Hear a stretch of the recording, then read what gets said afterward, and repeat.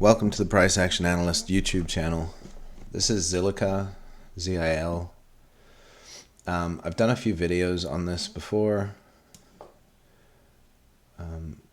as all of you that follow me will know.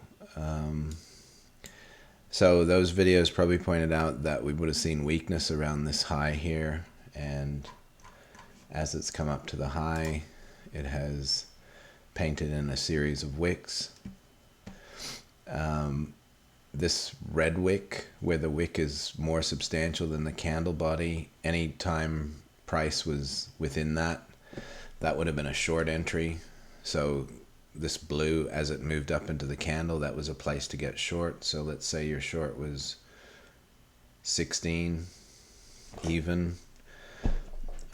Price has now gone down to, let's say it got down to 11. So, you know, you're 5 on 16, so that's 30%. The point I'm making is those candles are very reliable, especially at places where you're expecting them. So we've had a retracement, and I've marked in areas where you would expect strength, and this was already painted.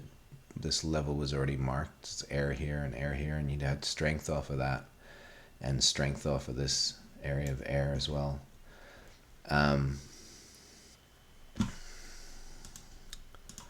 You go to the bars, that's air. That untested price action there on the right of my cursor is air. Ditto for here.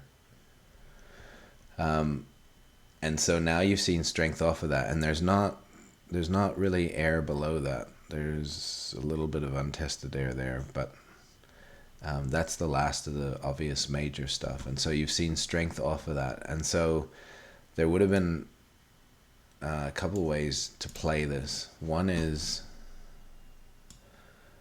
you could have had just an order, a buy order sitting there at 10,575, in which case you'd be long now and you'd be up. That's one way to play it.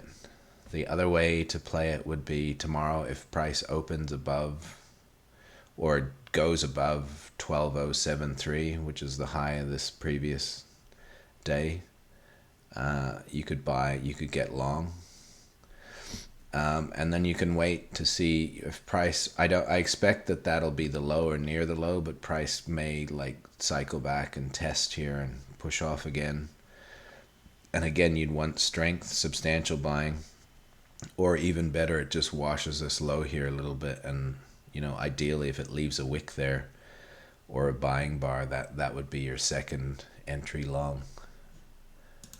But to me, that's enough of a retracement,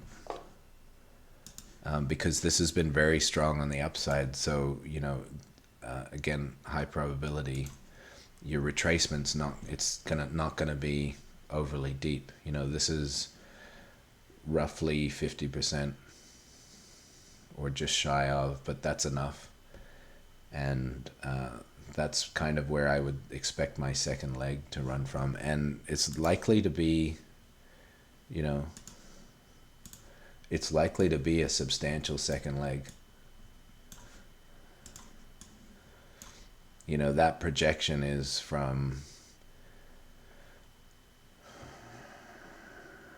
call it 10 even, to 23. So, you know, if you get in now, I would expect that to be to double just from the next, you know, projecting that leg up to the second leg, it's double, and then that takes you to, that's the next area of resistance here.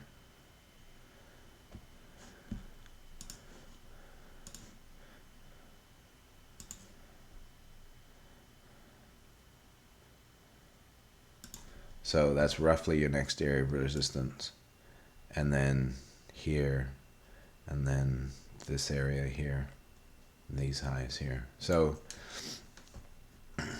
I like that price action. This is roughly the area to buy.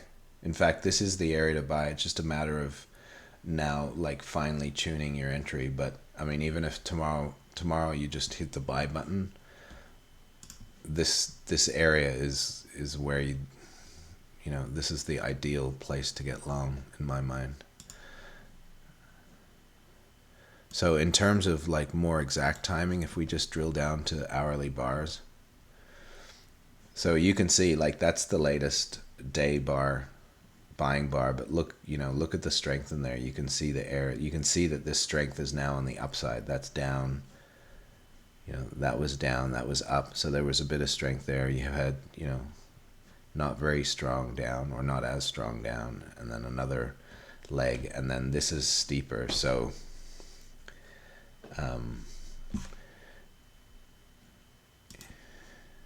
in terms of timing your entry, I would look kind of there or there. But remember, it might not retrace on Monday. It might just push out of here, in which case you gotta jump on. I would, if it closes above this high here of that daily bar, which is around 12.028, so if it gets to 12.1, then it's kind of hard not to get on. I mean, if it retraces back, you got to take the risk here, but I think that this, you know, worst case scenario, that washes that pivot and then pushes up again. But it may not do that, and then an indication that it's not coming back is if it starts to push above that high. I would just hop in there.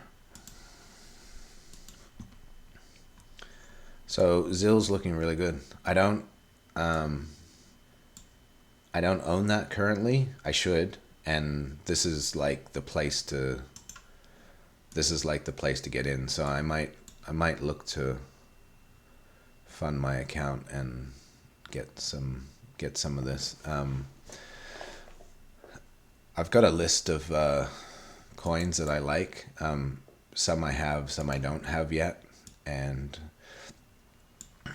if the interest in this channel keeps growing, I might develop some sort of model portfolio, roughly based on what I have and what I would like to own, and then just keep it up to date, and it'll all be chart based, and then see how much interest there is for that. But anyways, just a quick update on ZIL. It's looking like that looks like the beginning of the next leg up. Please like the video.